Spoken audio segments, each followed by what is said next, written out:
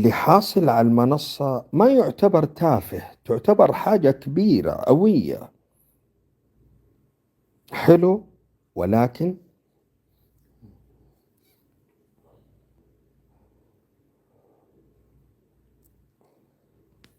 محدش فيهم اتحبس. واحدة تقول لي معلش صح بتاخد وقت. خد وقت ايه؟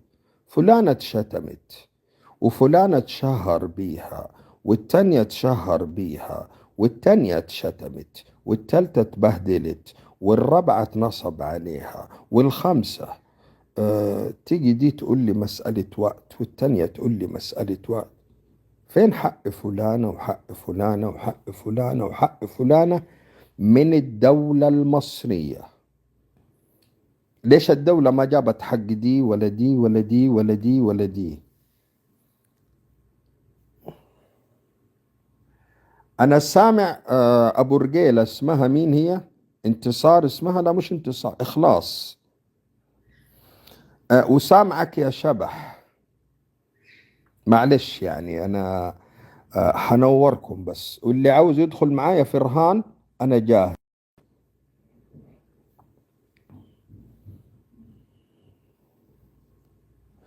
يا سلام عليك يا آية ناصر. إخلاص أبو رجيلة الشبح. آه مش هتعرفوا تعملوا معاه حاجة.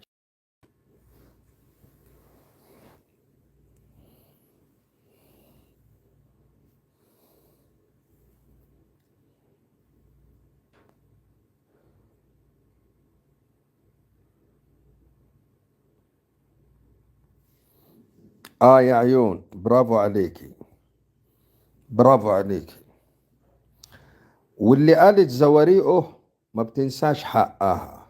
أنا عارفها، أنا فاهمها، ما بتنسى ما بتنسى. بس في حاجات يا عيون أنت عارفتها أنا مش هتكلم فيها. في مواضيع مش هتكلم فيها. في حد فاهم غيرك أنت يا عيون. آه فاهم إنه أنا فاهم إيه اللي بيحصل. في حد فاهم إنه أنا فاهم إيه اللي بيحصل. وقلتها في يوم من الأيام من كم شهر، ما يستاهلوا اللي في المنصة إني أقول لهم إيش اللي حاصل. حلال اللي بيحصل فيهم، حلال اللي بيحصل فيهم، حلال اللي بيحصل فيهم. آثار، أراضي بتتنهب عندكم في مصر. تسهيل دعارة لناس ليهم مناصب قوية في مصر، ليهم علاقة بالهلافيت دول. فهمتوا؟ استوعبتوا؟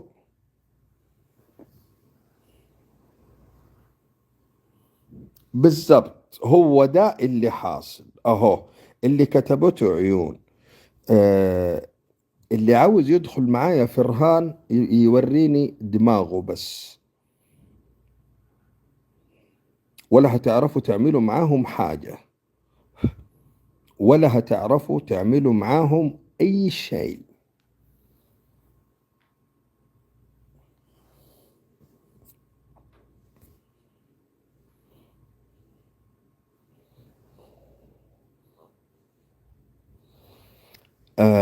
مصر فيها قانون، على عيني وعلى راسي. القضاء المصري نزيه، على عيني وعلى راسي. ولكن المواضيع بتتقفل من البداية، بتتقفل من البداية، بتتقفل من البداية. مين اللي بيقفلها؟ الناس اللي ليهم علاقة بالهلافيت دول، اللي ليهم مناصب عندكم، ذو منصب. سرقات أراضي أثبتها، آثار أثبتها. أنتوا المتابعات الجدد